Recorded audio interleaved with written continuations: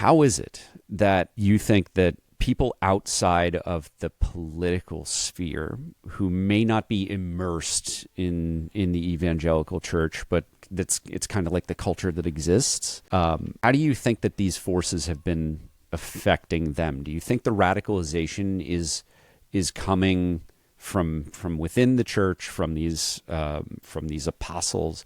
Do you think it's getting, several points away from the churchgoer, or is the threat of the radicalization involved in Christian nationalism, is it limited to church going? It's like throwing a rock in a pond and seeing the ripples and how far they go. You don't have to know where the source came from. You just know that something moved you. And in my opinion, people underestimate the influence and power of the white evangelical infrastructure. And I think absolutely it's reaching people who have no clue what it is. I mean, think about Charlie Kirk's funeral, right?